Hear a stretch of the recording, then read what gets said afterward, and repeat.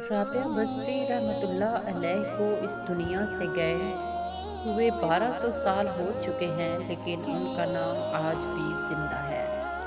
رابعہ بصری رابعہ بصری نہ کوئی شہزادی تھی، نہ کوئی وہ خوبصورت تھی، نہ کوئی خاندانی تھی، بلکہ عورت ہونے کے لحاظ سے ان میں ہر ایک عیب تھا۔ ان کی عادت یہ تھی کہ روزانہ غسل کر کے، کپڑے بدل کے اپنے شوہر سے پوچھتی کہ آپ کو میری ضرورت ہے؟ اگر وہ کہتے کوئی نہیں ہے، پھر پوچھتی مجھے اجازت ہے؟ وہ کہتے اجازت ہے، پھر مصلے پہ کھڑی ہو جاتی اور فجر کی نماز تک مصلے پر کھڑی رہتی۔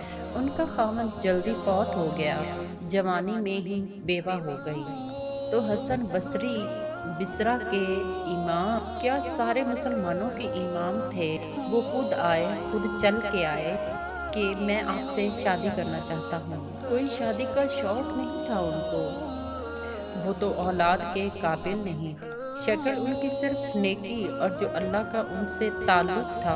ان کو یہ لالچ ہوا کہ اگر یہ میری بیوی ہو جائے تو اس کے توفیل میری بخشش ہو جائے، تو ان کے پاس آئے اور کہنے لگے کہ رابعہ میں آپ سے شادی کرنا چاہتا ہوں، خود پیغام لے کر آئے۔ تو انہوں نے فرمایا کہ میری 4 باتوں کا جواب دو تو میں شادی کر لوں گی۔ کہا بتاؤ، کیا میں جنتی ہوں کہ دوزخی ہوں؟ تو وہ کہنے لگے کہ یہ تو میں کچھ نہیں کہہ سکتا۔ کہا اچھا یہ بتاؤ کہ قیامت کے دن جب اللہ تعالیٰ اعمال نامے اڑائے گا تو کسی کے سیدھے ہاتھ میں آئے گا تو کسی کے الٹے ہاتھ میں، میرے سیدھے ہاتھ میں آئے گا کہ الٹے ہاتھ میں آئے گا؟ کہنے لگے کہ یہ بھی میں کچھ نہیں جانتا۔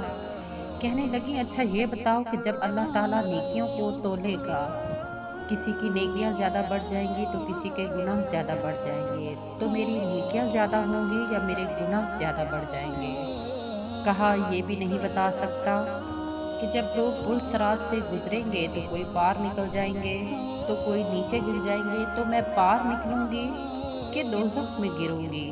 کہنے لگے میں یہ بھی نہیں بتا سکتا۔ تو پھر فرمایا اچھا جاؤ، مجھے تیاری کرنے دو، مجھے ان 4 باتوں کی تیاری کرنی ہے۔ میرے پاس شادی کے لیے وقت کوئی نہیں ہے۔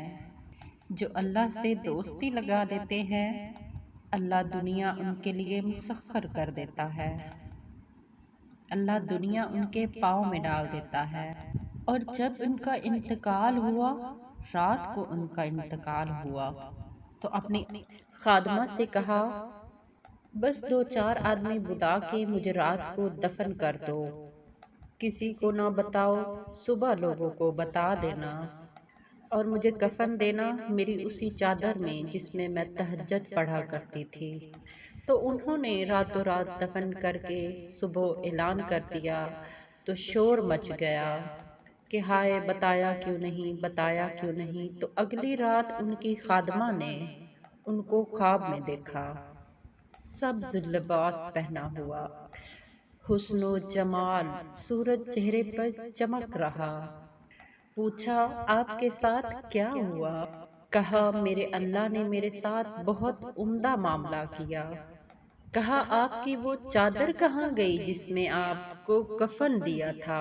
کہا وہ اللہ تعالیٰ نے اتار لی ہے اور مجھے جنت کا جوڑا پہنایا ہے، اور اس چادر کو اللہ نے سنبھال کے رکھا ہے، جب قیامت کے دن اللہ میری نیکیوں کو تولے گا تو اس چادر کو بھی ان میں تولے گا۔ انہوں نے پوچھا منکر نکیر کا کیا ہوا؟ کہا وہ آئے تھے، انہوں نے مجھ سے کہا من ربکی، تیرا رب کون ہے؟ تو میں نے منکر نکیر کو کہا جس اللہ کو 40 سال نہیں بھلایا، اس کو 4 ہاتھ زمین کے نیچے آ کر میں بھول جاؤں گی۔ جس رب کو 40 سال میں نہ بھلا سکی، اس کو 4 ہاتھ زمین کے نیچے آ کر میں بھول جاؤں گی۔ تو منکر نکیر نے کہا کہ اس کا کیا حساب لینا؟ چلو بھائی واپس چلو۔